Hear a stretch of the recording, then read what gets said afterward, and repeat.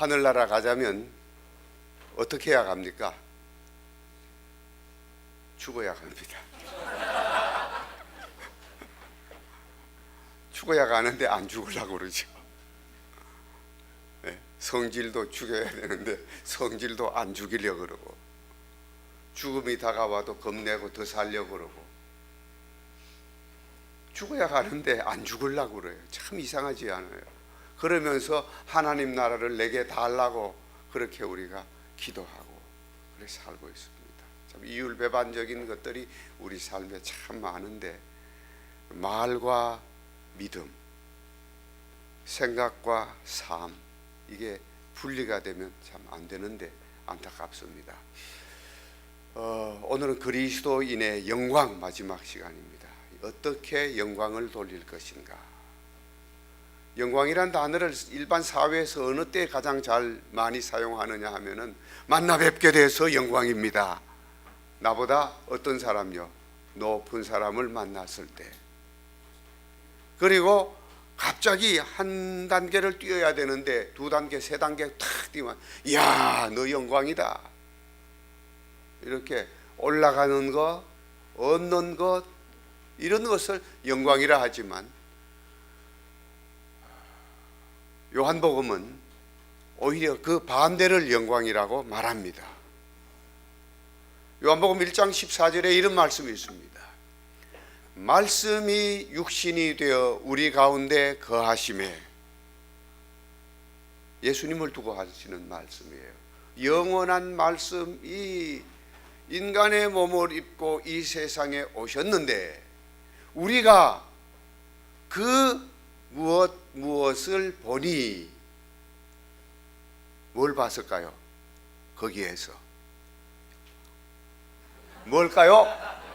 아유, 잘 아십니다. 대단하십니다. 아유, 어쩌면 그렇게 잘 아십니까?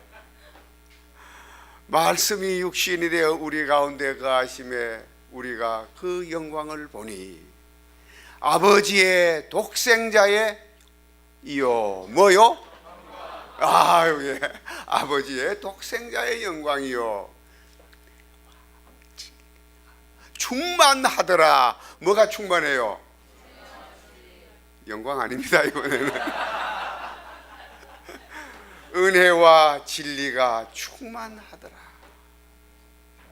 하나님이 인간이 되셔서 우리 가운데 거하셨는데 거기에서 영광이 보였다. 이게 매우 중요한 것이, 하나님이 인간이 되셨다 하는 것은 우리 인간으로서는 상상할 수 없는 낮아짐입니다. 가끔씩 우리는 대학 총장을 지내다가 마치시고 정문에서 우리 한국 용어로 말하면 수의를 하시는 분들 얘기를 듣지요. 대단하다, 그렇게 얘기합니다. 한국에서는 상상도 할 수 없는 일이죠. 하나님이 인간이 되셨으면 얼마나 낮아지신 것일까? 그런데 거기에서 영광이 보였다. 그리고 또 영광이 언제 보이느냐 하면은 예수님 죽으실 때 영광이 보입니다.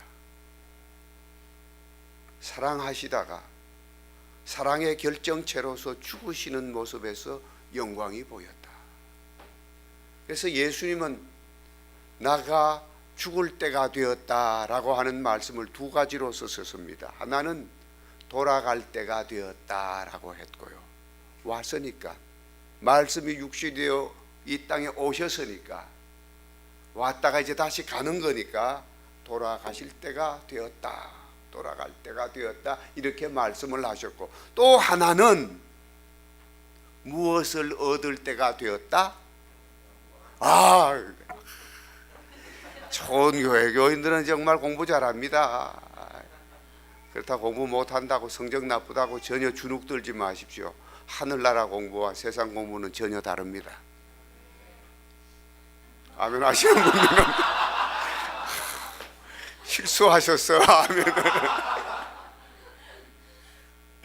예, 아멘 맞습니다. 맞습니다. 죽는 것이 영광입니다. 죽는 것이. 가끔씩 여러분, 의로운 죽음을 맞이하는 사람을 보지요. 많은 사람들의 가슴 속에 큰 감동을 낳습니다. 이런 죽음은 영광스러운 죽음입니다. 그렇죠? 예수님 한 분의 죽음은 이 죽음으로 말미암아 많은 사람들에게 감동이 아니라 놀라운 구원과 영생의 길을 터놓아 주셨으니 그야말로 하나님이 영광 받으실 일입니다. 우리 삶을 통해서 지금까지 그런 의미에서 하나님께 영광 돌려본 적이 무엇이 있는가? 또 앞으로 어떻게 내가 하나님 앞에 영광을 돌려보낼까? 이런 생각을 하며 살아야 합니다. 그것이 그리스도인의 삶입니다. 우리는 이 세상 살면서 영광을 낮은 데서부터 올라가는 것, 없는 데서부터 얻어지는 것, 이것을 영광으로 생각을 해서 살아왔고 또 그것에 감사해 왔습니다.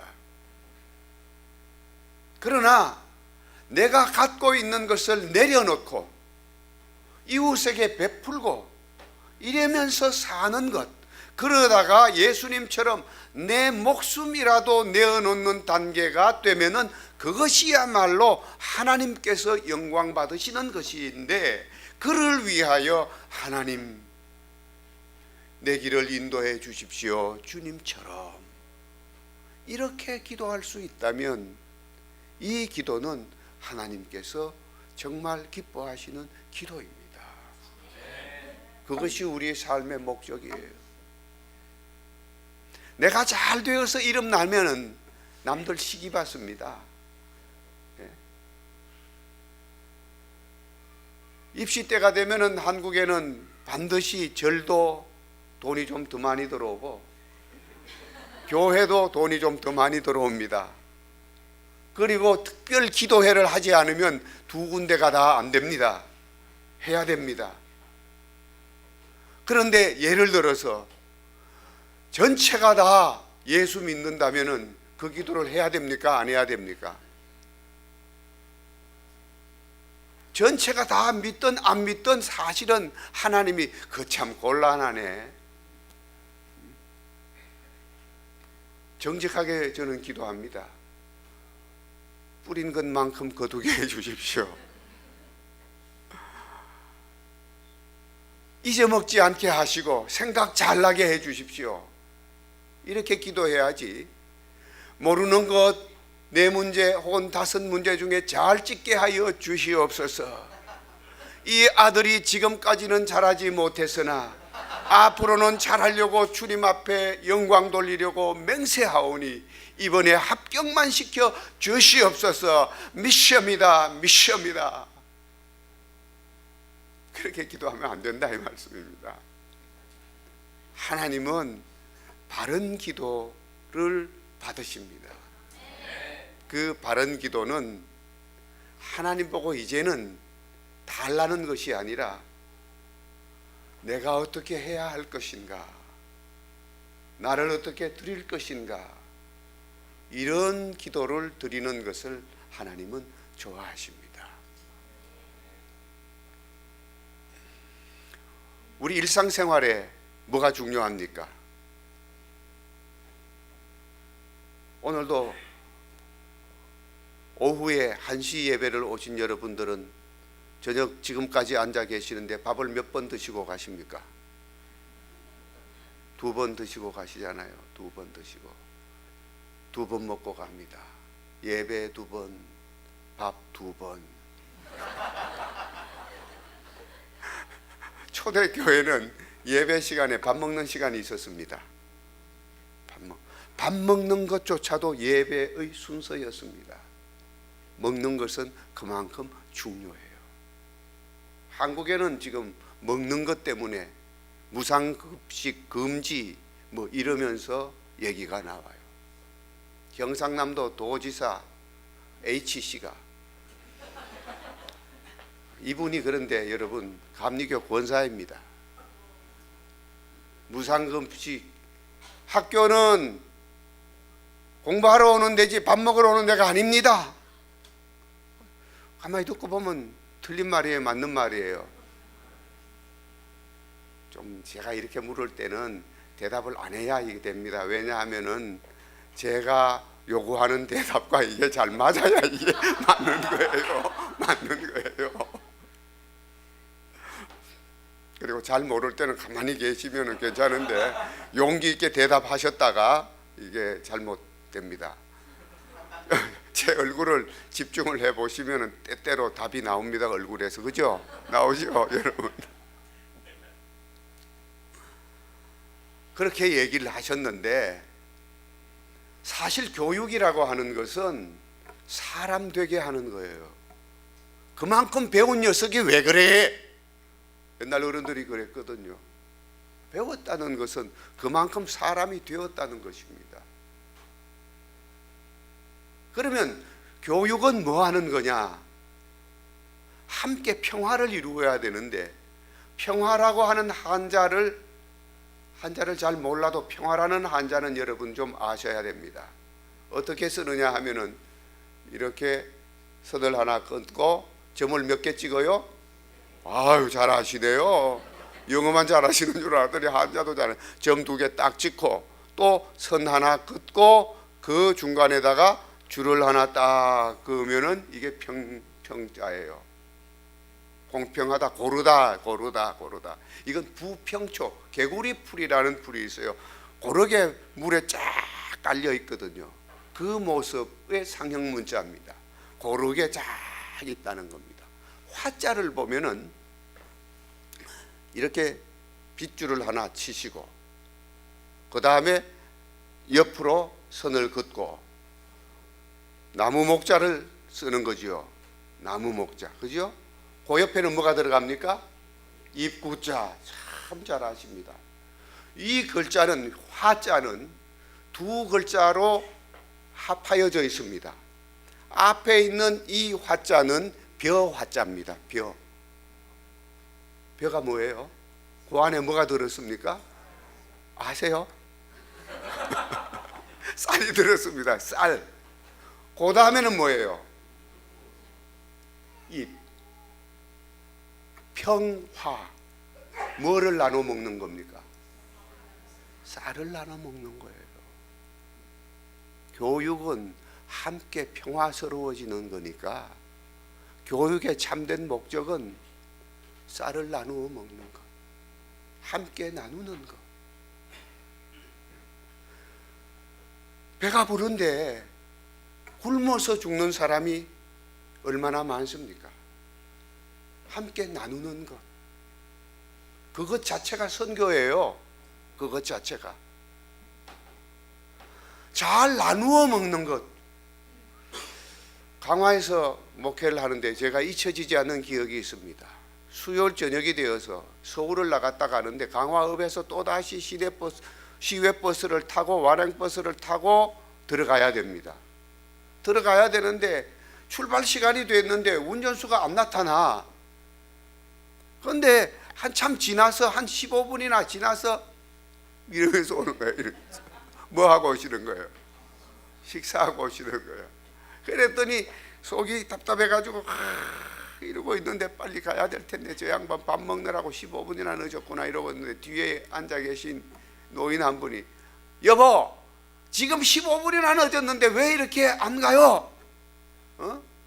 그랬더니 이 양반 하는 말이 걸작입니다. 다 먹고 살려고 하는데 밥 좀 먹고 와시라.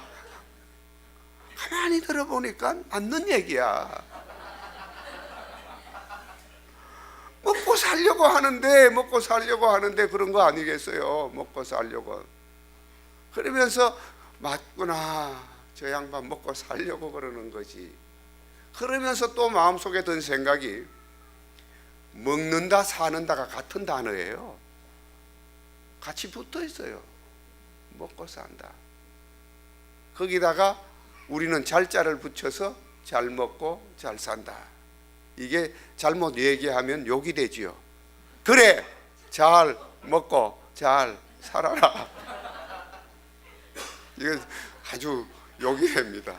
그러나 그래, 잘 먹고 잘 살아야 돼, 이거하고 다르잖아, 그죠? 예, 이게 발음에 우리가 잘해야 됩니다. 그 평화예요. 잘 먹고 잘 나누는 것.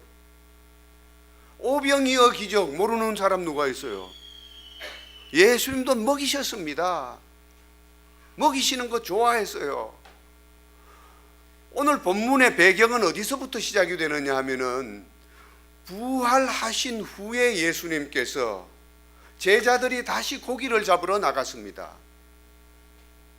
예수님 부활하셨는데 우리 고기 잡으러 가자. 그래서 다시 고기 잡으러 제자들이 나갔습니다. 밤새도록 역시 고기를 잡았는데 못 잡았습니다. 그런데 먼 데서 소리가 들립니다. 얘들아, 너희에게 고기가 있느냐? 예수인 줄 몰라요. 없습니다. 오른편에 던져봐라. 던져서 잡았습니다. 몇 마리 잡았죠? 많이 잡았습니다. 153마리. 그래서 어떤 믿음 있는 분이 이것을 기억하고는 볼펜 이름에 153을 붙였죠. 무슨 볼펜이에요? 모나미 볼펜. 이 모나미 볼펜 그 사장님이 돌아가셨는데, 그 회장님이, 그 아들이 이번에 장로가 되셨는데 장로 시험을 치러 들어오셨더라고요. 감리교회 정동제일교회 교인이에요. 아버지가 153을 붙였대. 망할 때에 어느 날 영감이 왔답니다. 내가 하나님 사업을 위해서 하겠습니다 하고 했는데, 모나미 이 본문을 읽으면서 153마리, 내가 예수님의 말씀에 의지하면 될 것이다 해서 153을 붙였더니 그 뒤로부터 소위 대박이 났다고 그렇게 얘기를 합니다. 잘못 알려진 것 가운데 하나는 우리 아버지가 장로신 줄 아는데 장로는 아니었습니다. 153 바꾸고 난 이후부터 열심히 신앙생활을 하셔서 권사님이 되셨고 이제 제가 장로가 됐습니다, 이렇게 얘기를 하시더라고요. 어떻든 많이 잡았습니다. 많이 잡았어요.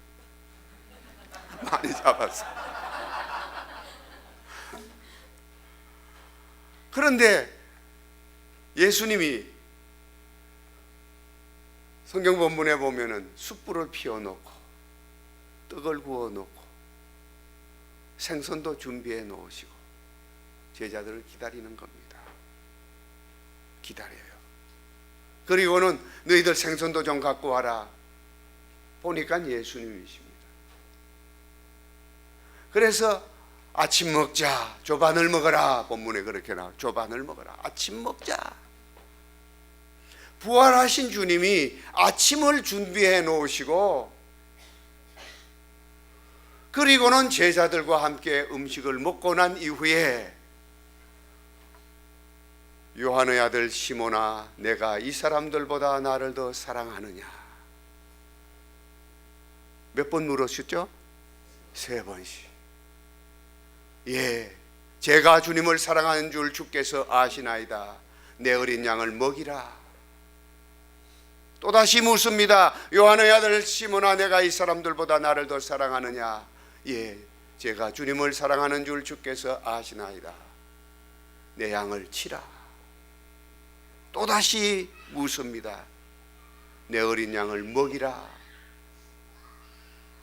3번 부인한 베드로에게 같은 질문을 던지는 가슴 아픈 질문인데, 예수님은 음식 먹여놓고 물어보셨어요. 오늘 여러분 잘 드셨죠? 잘 드셨죠? 저도 묻습니다. 여러분, 다른 어떤 것보다도 주님을 더 사랑하십니까? 네. 대답은 잘 하십니다.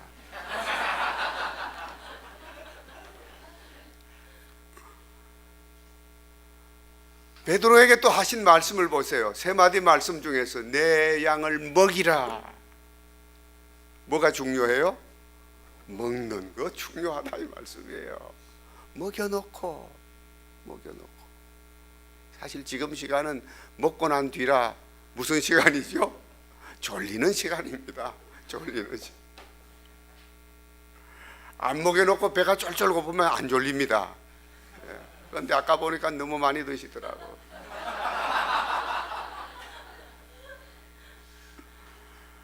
먹여놓고 질문하시는 주님, 그 대답을 하는 베드로에게 다시 어린 양을 먹이라.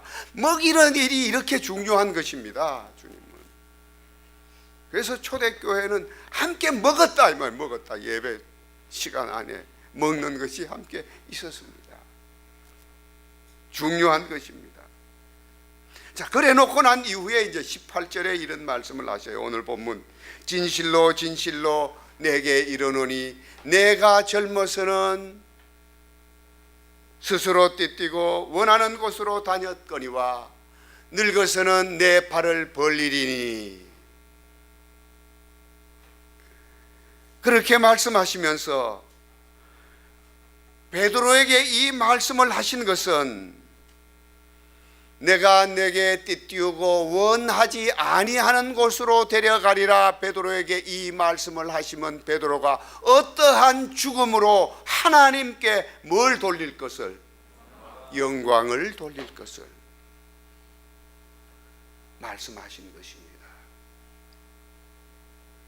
그래서 베드로의 이야기를, 성경에 나타나지 않는 베드로의 이야기를 알지요. 베드로는 십자가에서 어떻게 죽었어요? 거꾸로. 내 팔을 벌리리니 원치 않은 곳으로 데려가리라. 그런데 베드로도 이런 죽음이 하나님께 뭐가 되었다고요? 영광이 되었다. 영광이 되었다. 그리스도인의 죽음은 하나님께 영광이 되어야 합니다.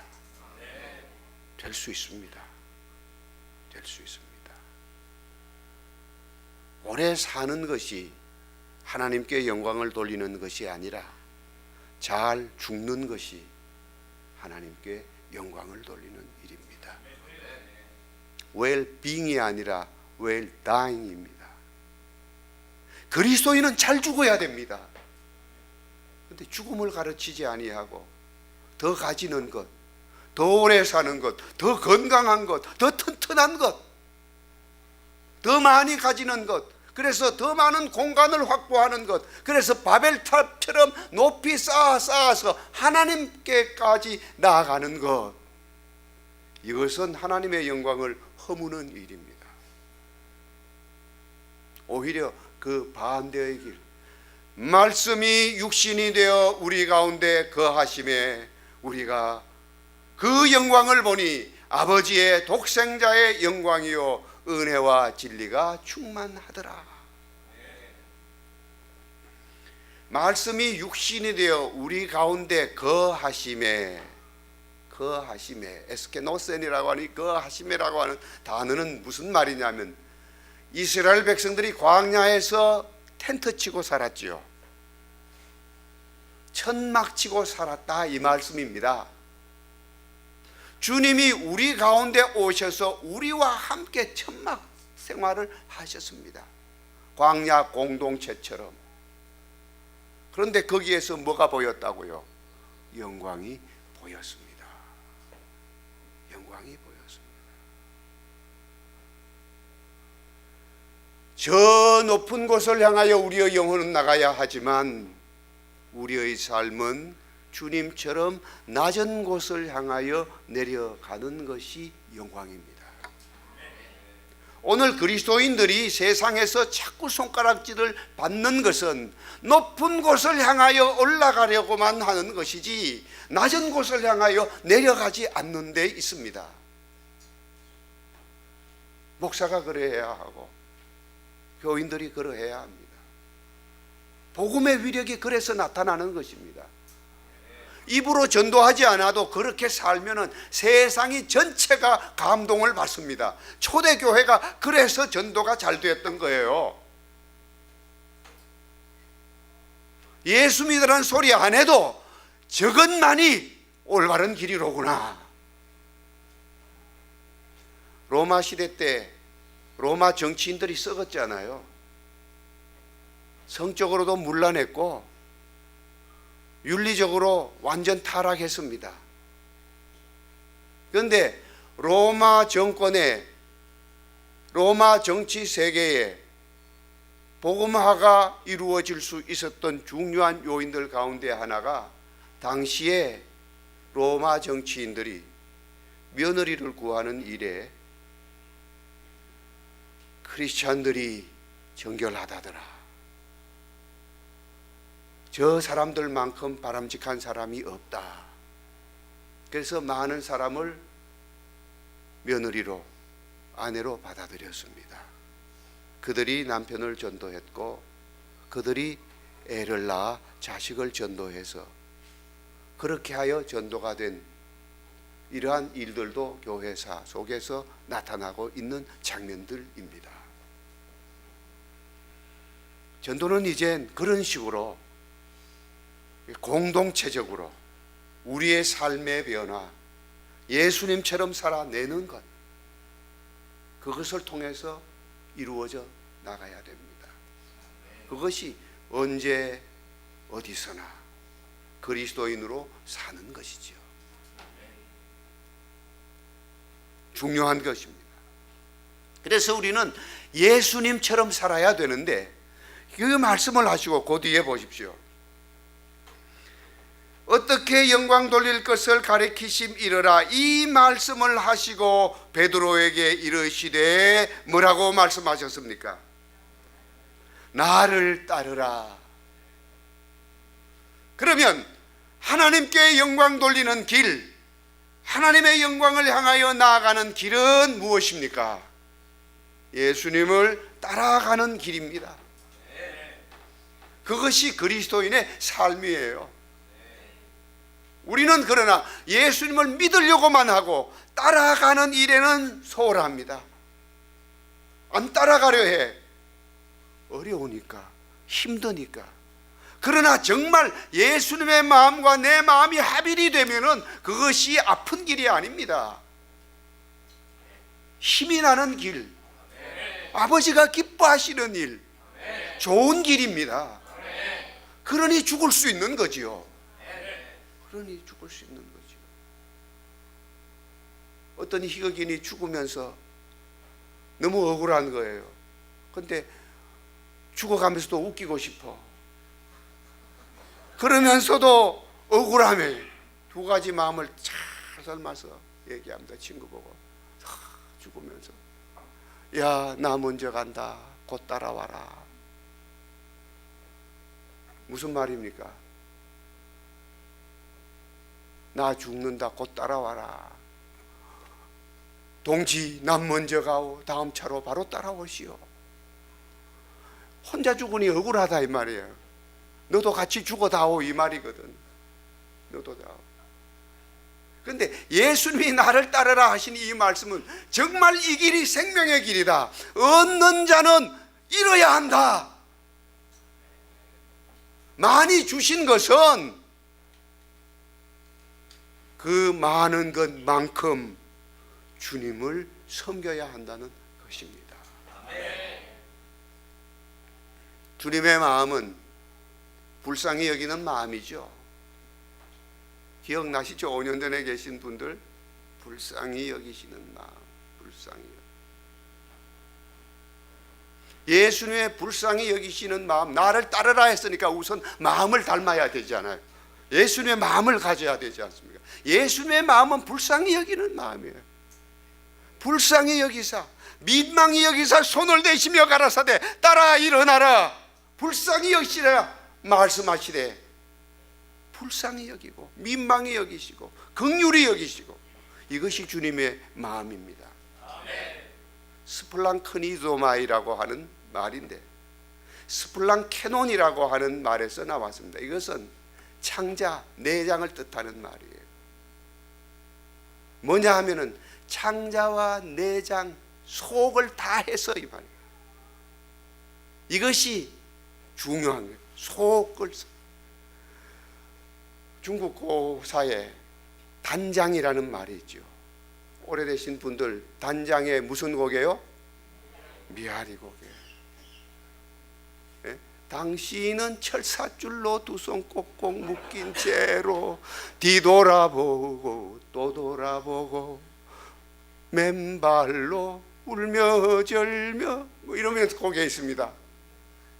한마는 미아리 고개, 한마는 미아리 고개. 단장, 장이 끊어진다는 얘기예요.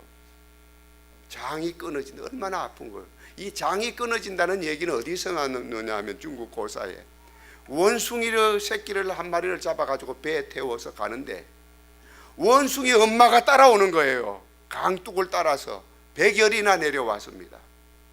그런데 배가 잠시 강변에 대고 쉬는데 배에 올라탔는데 어미 원숭이가 기진맥진해서 쓰러집니다. 죽습니다. 내장을 갈라보았더니 창자가 마디마디 다 끊어져 있었다는 겁니다. 여기에서 단장이 나왔어요. 이 말이 똑같은 얘기예요. 서양이나 동양이나 다르지 않습니다. 창자가 끊어지는 아픔, 어머니의 아픔, 이 심령이 불쌍히 여기시는 예수님의 마음입니다. 조선 중종 때 어덕강이라고 하는 문인이 있었습니다. 이 어덕강 문집에 꾀꼬리 이야기가 또 나오는데 같은 얘기가 나와요. 어미하고 새끼하고 같이 있는 조롱 3장을 말합니다.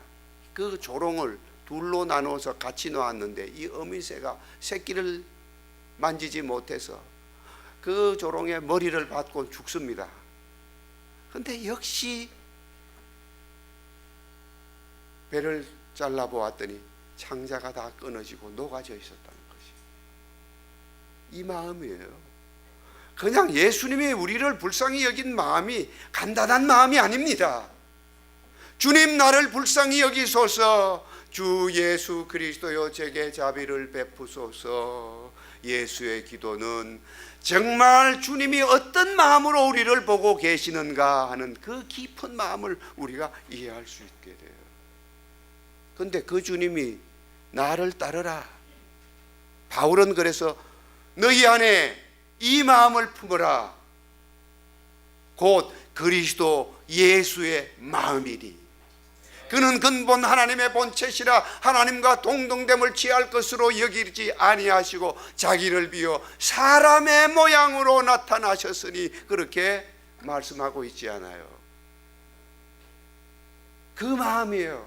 이 마음을 우선 닮아야 됩니다. 나를 따르자면 그분의 마음을 알아야지. 주님 내게 주님의 마음을 허락해 주시옵소서. 남의 슬픔을 보고 아파해야죠. 한국의 세월호 사건이 4월 16일 날 일어나 1년이 훨씬 지났습니다. 이젠 그만해라. 이젠 됐다. 그러면 안 됩니다. 예수님의 마음을 갖고 있으면 그렇게 안 해요. 유족들의 마음은 어떤 마음이냐 하면은 돈 달라는 게 아니에요. 마찬가지잖아요. 여러분들의 자녀가 그렇게 해서 죽었으면 돈 더 받으려고 그러겠습니까? 이 사건을 기회로 해서 다시는 이런 대형 사고가 나타나지 않도록, 나타났다 할지라도 빨리 들어가서 구원할 수 있도록 이런 법을 만들어야 된다는 거지요. 이 법을 만드는 일에 우리 딸, 우리 아들의 죽음이 쓰임을 받는다면 이것은 좋은 것이다. 이 일을 만들어 주시오. 이러는데 자꾸 그거 조사하다 보면은 또 다치는 사람 나오니까 안 하려고 그러는 거란 말이에요. 그거 하게 해달라는 거예요. 그러니까 우리는 그런 마음을 알아야 함께 불쌍히 여기는 마음을 가질 수 있는 거지요. 긍휼히 여기는 마음을 가질 수 있는 거지요. 이 마음을 가져야 합니다. 불쌍히 여기는 마음들을. 꼭 그 사람들만이 아니에요. 우리 삶의 처소처소에 내 옆에, 내 앞에, 내 뒤에 앉아 계시는 우리 삶의 형편들을 함께 나누며 불쌍히 여기는 마음을 서로 교류할 수 있는 것. 왜? 하나님이, 주님이 나를 그토록 불쌍히 여기고 계시기 때문에 그런 것입니다. 주님은 이 마음을 가지시고 사랑의 길을 한 걸음 한 걸음 끊임없이 걸어 나가셨고, 죽음을 앞두시고 요한복음 13장 1절, 예수께서 세상을 떠나 아버지께로 돌아가실 때가 이른 줄 아시고 세상에 있는 자기 사람들을 사랑하시되, 그 사랑은 바로 이 불쌍히 여기는 마음으로 사랑하시되 끝까지 사랑하시리라. 항상 언제나 사랑하시리라. 언제나 사랑하면은 어디서라는 저절로 따라오는 단어예요. 그렇잖아요. 언제나 사랑하면 어디서나 다 따라오는 거지. 언제나 어디서나 사랑하셨습니다. 끝까지. 그러시고는 잡히시는 목요일 날이에요. 목요일 날 그 말씀을 하시고는 대야에 물을 떠놓고 제자들의 발을 다 씻겨 주셨지 않습니까? 내가 본을 보였다. 너희도 서로 사랑하라. 내가 너희를 사랑한 것 같이 너희도 서로 사랑하라. 너희들이 서로 사랑하면 이것으로서 세상 모든 사람들이 너희들이 내 제자인 줄 알리라. 제자인 줄 아는 방법은 불쌍히 여기는 그 마음을 가지고 사랑의 길을 걷는 것입니다. 그러면서 전도해야죠. 그것 없이 전도하면 뭐라고요? 그렇게 얘기하잖아요. 다시 한번 제가 입을 벌려 보겠습니다. 그렇게 얘기한다 이 말씀. 사랑하는 이 마음을 가져야지. 강아지 똥이라고 하는 동화 작가 권정생 씨라는 분이 있어요. 권정생 씨의 그 우리들의 하나님이라고 하는 책에 나오는 이야기입니다. 고백이에요. 의성인가 갔다가 이제 안동에 이분이 예배당 평생 종주기로 사신 분 아니에요. 돌아가시고 난 이후에 동화 작가로서 굉장히 많은 인세가 있었습니다. 인세가 있었는데 그것을 다 사회에 기부를 했어요. 기부를 하시고 재단을 만들었는데 우리 거기에 감리교 목사님들이 최완택 목사님이 이사장이시고 여러 사람들이 거기에 들어가셔서 좋은 일들을 지금 하고 계신데, 평생 가난한 집에서 가난하게 스스로 혼자서 밥에 잡수시고 고생 병으로 앓으시다가 그렇게 가신데, 그분이 쓴 우리들의 하나님이라고 하는 책에 보면은 버스 시간이 안 맞아서 열차를 탔는데 한 아주머니가 자꾸 자리를 양보하더라는 거예요. 이분이 워낙 약하게 보이십니다. 괜찮다고 그러는데도 이렇게 앉으라고 그러더래요. 그래서 이렇게 앉았는데 뭔 얘기를 이렇게 쭉 하다가 이래 보니까 믿는 사람이라는 거예요. 그래서 자기가 그 아주머니가 그런 얘기를 해요. 어느 날 저녁에 밥을 하려고 쌀을 씻고 있는데 급하게 거지가 왔더라고요. 거지가. 그래서 급한 마음에 그냥 내보냈다는 것입니다. 그런데 다시 가만히 생각해 보니까 아이고 내가 너무 잘못했다. 오죽했으면 이렇게 왔을 텐데. 그리고 쌀 한 바가지 가지고 나가니까 안 보이더라는 거예요. 그래서 동네를 다 돌아다녔는데도 안 보이더라는 겁니다. 그래서 들어와서는 한참을 울었다는 것입니다. 그런데 그 뒤로부터는 밥 얻으러 오거나 쌀 얻으러 오는 거지들을 보면은 전부 다 예수님으로 보이더라는 거예요. 참 놀라운 일이지에 다 그렇게 보이는 겁니다. 그래서 그 권정생 선생이 그걸 두고 큰 감동을 받은 이야기를 적어 놓더라고요. 무슨 마음이 그에게 있었습니까? 불쌍히 여기는 마음. 그리고 그것을 사랑하는 행동으로 옮긴 거지요. 이러한 일들이 우리 사회를 밝게 하고 맑게 합니다. 이미 믿음은 우리 속에 있어요. 자꾸 있는데 믿어야 살겠네, 주 예수만 믿으면 평생 그러면 어떡합니까? 믿음은 이미 우리 속에 있는데, 믿음이 있으니 이 믿음을 가지고 따라가야지요. 그래서 예수님이 오죽했으면 나 따라와라 따라와라. 줄을 끌고 하고는 그냥 주님도 줄은 내가 못 매겠다. 사실은 결단을 주시는 거지요. 자율권을 주시는 거야. 나를 따라와라. 이것이 영광의 길이다. 이것이 영광의 길이다.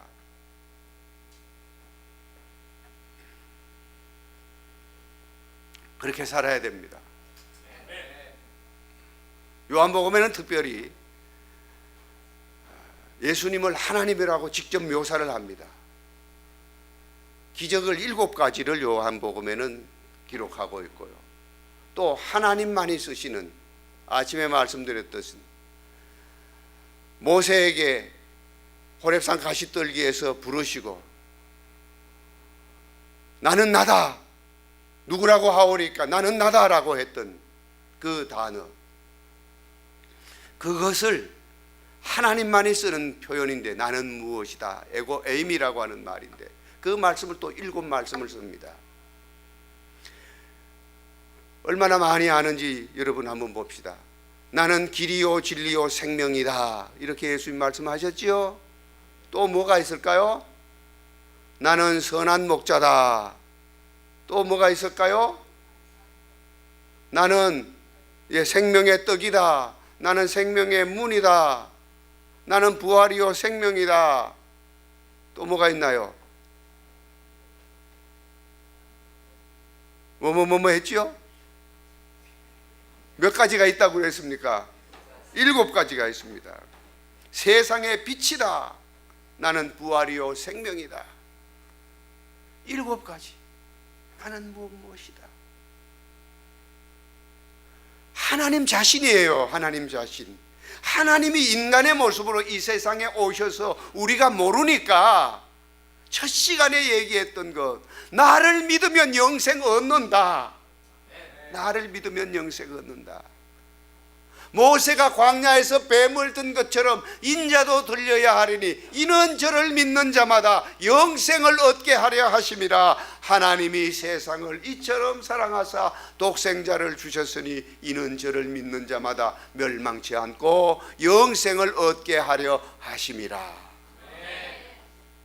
영생을 믿게 하기 위해 그런 주님이 이제는 나를 믿으라 얘기하지 아니하시고 그 다음 단계로 나가시면서 나를 따르라.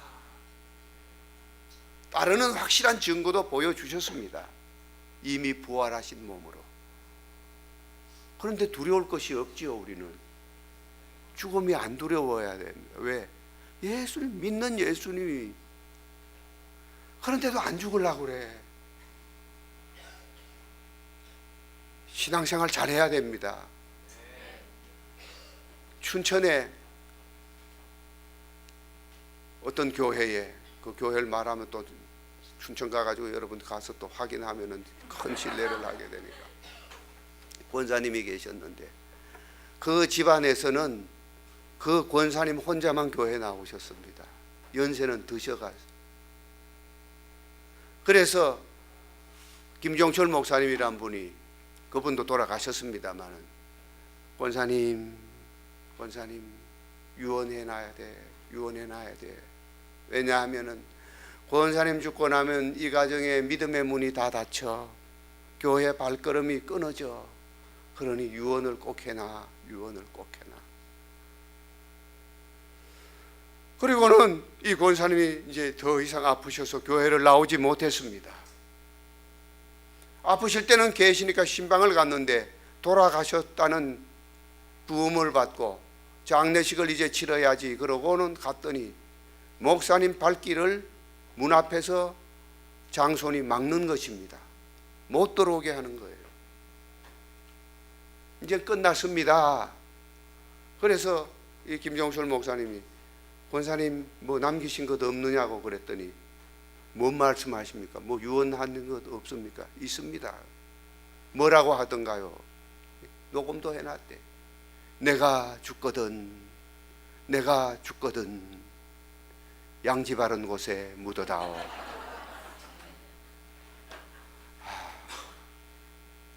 정말 우리는 웃지만, 그죠? 웃지만 평소에 신앙을 어떻게 가지셨기에 정말 안타까운 일이 아닐 수 없습니다. 예? 안타까운 일이 아닐 수 없습니다. 정말 주님을 내 속에 모시고 주님을 진심으로 따르고 그 길이 영광을 돌리는 길임을 안다고 한다면 두려운 길이 아닙니다. 두려운 길이 아니에요. 어머니 두려워하지 마세요. 편히 가세요. 그러면 어머니는 역시 얘야 참 이제 내 눈만 감지만 눈만 뜨고 나면은 하나님의 품이다. 두려움 없단다. 이러고 가야지요. 그렇게 또 보내드려야지요. 잠깐 우리가 공간을 확보해서 부모님께 기쁨을 드릴 수도 있고 내 자신도 좋을 수 있습니다. 그러나 그것이 영원한 것은 아닙니다. 진심으로 영원한 것은 주님의 마음, 불쌍히 여기는 마음을 우리 속에 담고 살아가는 것, 그리고 그 삶의 길을 따라서 꿋꿋이 걸어가는 곳, 저 낮은 곳을 향하여, 저 낮은 곳을 향하여. 왜냐하면 주님께서 이 낮고 천한 곳으로 오셨고, 오셔서도 노예들이 하는 발 씻는 일까지 하시면서 제자들을 섬기시며 가셨을 때, 정신 차리지 못한 제자들 고기 잡으러 가서 고기도 못 잡고 있지만 그 고기를 잡게 해주시고 아침밥까지 먹이시고 난 이후에 베드로를 부르시면서 나 정말로 사랑하느냐 다시 3번씩 확인을 하시고, 그래 이제 나 따라와라, 나 따라와라, 그렇게 말씀하시고 가셨습니다. 우리는 예수님을 믿는 믿음의 사람이요 또한 예수님의 길을 따르는 사람입니다. 이 사명을 감당해야 합니다. 막시아노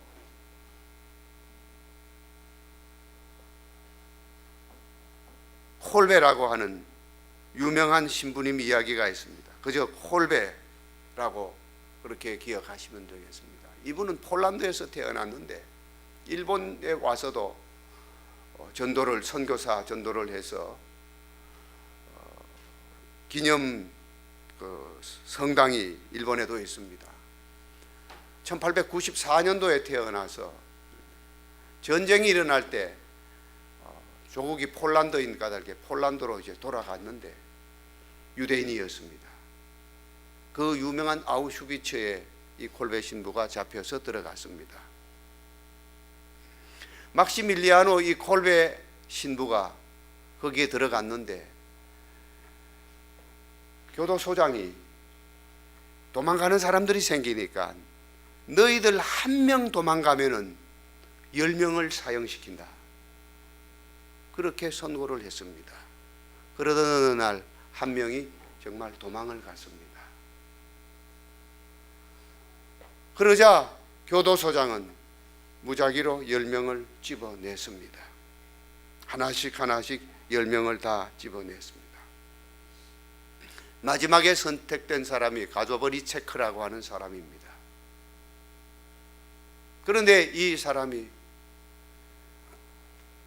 사랑하는 내 아내, 내 아들 하면서 그냥 흐느끼는 것이었습니다. 그 소리를 콜베 신부가 듣고 교도소장에게 청했습니다. 내가 대신해서 가게 해 주십시오. 잠시 생각을 하더니 허락을 해 주었습니다. 살아남은 이분은 굉장히 오랫도록 살았습니다. 95세까지인가 살았어요. 그런데 10명이 어디로 들어갔느냐 하면 아사 감방으로 들어갑니다. 굶어 죽이는.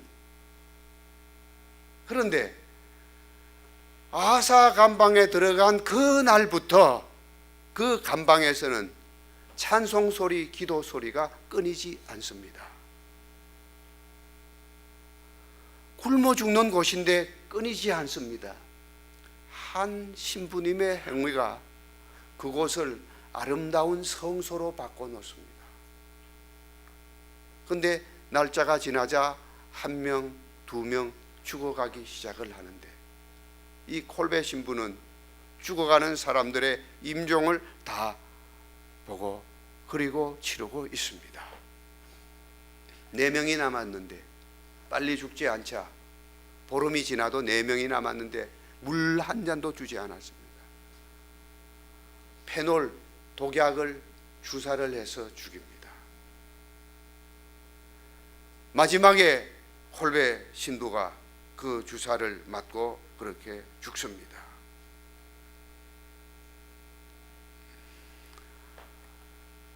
그리스도인의 길이죠. 그리스도인의 길이죠. 우리는 내 것, 조금 더 하면 우리 가족 것, 공동체도 이익이 붙어서 우리 교회 것, 이렇게 굉장히 좁아듭니다. 예수님의 정신은 그런 정신이 아니시죠. 넓습니다. 큽니다. 깊습니다. 높습니다. 말로는 우리가 측량할 수 없는 하나님의 은총, 말은 하지만 무엇이 너에게 그렇게 측량할 수 없느냐. 우리는 이 상투어라는 입에 발린 소리가 있습니다. 조심해야 되죠. 상투어가 남발되지 아니하도록 정말 내 깊은 심령 속에서 우러나오는 고백이 되도록 이런 훈련을 쌓아나가야 됩니다. 이런 훈련. 그냥 되는 것은 아니죠. 어떻게 하루아침에 되겠습니까? 하나님, 저로 하여금 불쌍히 여기신 주님의 마음을 담게 해 주십시오. 그 어머니의 마음 담게 해 주십시오. 왜냐하면 이미 주님께서 나를 불쌍히 여기고 계시기 때문에 그렇습니다. 또 베드로를 향하여 나를 따라오라고 말씀하셨듯이 제게도 주님은 나를 따라오라고 말씀하시고 계시니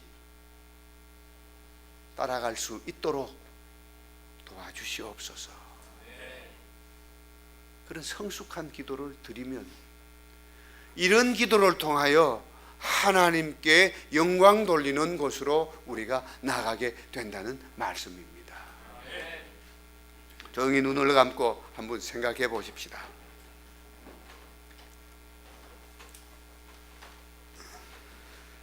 높은 곳으로 올라가기를 원했습니까?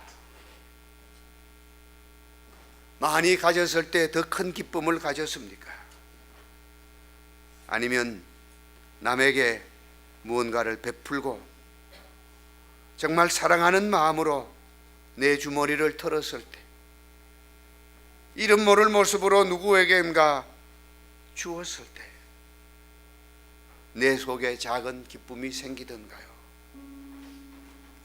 그것조차도 가지지 않는 것이 좋은 길이라 하지만 거기까지는 우리가 미치지 못했다 할지라도 조금씩 주님의 뒤를 따라가야 되지 않겠습니까? 주님, 내 삶의 어떤 모습이 주님 앞에 지금까지 영광을 돌렸겠습니까? 주님 따라가는 삶을 살게 해 주옵소서.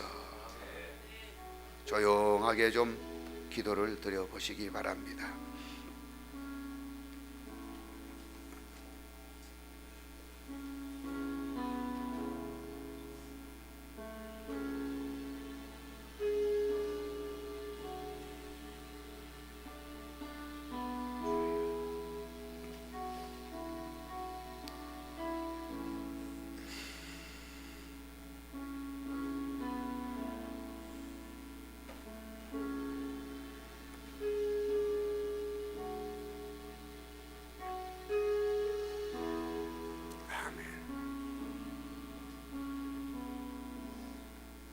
아멘. 다시 앞을 보십시오. 1970년대에 나온 노래입니다. 70년에 김민기의 아침 이슬 아시죠? 아침 이슬. 그때 그가 20살에 내놓은 노래입니다. 20살에 내놓은 노래입니다. 대단하지요. 자기 모습을 아직도 그렇게 크게 드러내놓고 살지 않습니다. 몇 주 전 한겨레 신문 토요판에 인터뷰 실린 기사가 2번에 나누어서 나온 모습을 보았는데 참 그 사람은 세상을 많이 달관한 사람이었습니다. 후배들을 향해서 하는 말이, 옛날에 독재자들을 그렇게 미워하고 자기 학대하는 사람들을 그렇게 미워했는데 그것은 아니다. 어느 한 날 정말 잡혀가서 정신없이 맞았답니다. 정신이 들어왔다 나갔다 하는 경험을 했대. 그런데 어느 날 갑자기 마음속에 그 사람이 한없이 불쌍해지면서 미안해지더라는 거예요. 그래서 미안하다고 그랬답니다. 그래서 뭐가 미안하냐 그랬더니 나 때문에 죄를 짓는 것 같아서. 그러면서 후배들에게 하는 말이, 너무 미워하지 마라. 미워하면 그 사람 닮는다. 맞는 얘기예요.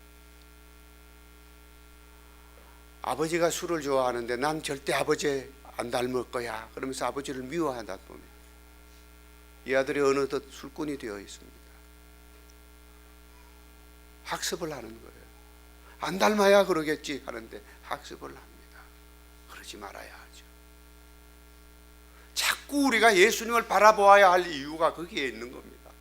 우리 삶을 거기에 비추어야 되죠. 나침판을 맞춰서 자꾸 예수에게 맞춰야 됩니다. 길 가다가 길이 틀려지면 내비게이터가 우리를 안내하잖아요.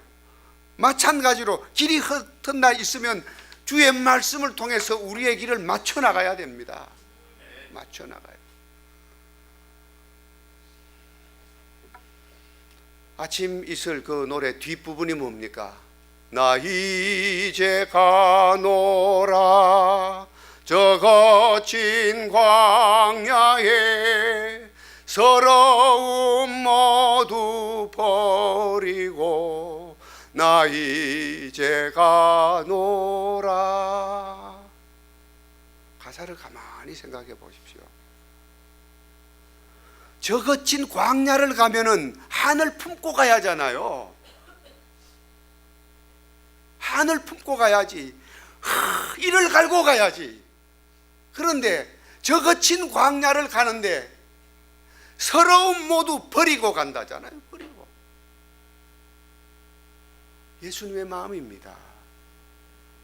예수님이 골고다 언덕을 올라가셨는데 그 십자가를 지셨는데 우리말로 표현하면 한을 품어야 되죠. 그런데 한을 끊어버리잖아요. 다 버리시잖아요. 용서하잖아요. 불쌍히 여기시는 마음으로, 불쌍히 여기는 마음으로 살면 되는 겁니다. 꼭 찬송가만 은혜를 주는 것이 아니라 이런 노래도 그렇지 않아요. 서러움 모두 버리고 나 이제 가노라. 주님, 내 한, 내 서러움, 내 아픔, 내 부족한 것 모두 다 버리고 주님 따라갑니다. 이 길 끝까지 걸어갈 수 있게 해 주십시오. 언제나 어디서나 그리스도인으로 살게 해 주십시오. 이것이 가장 큰 은총입니다. 이보다 더 큰 은총은 없습니다. 기도하십시다.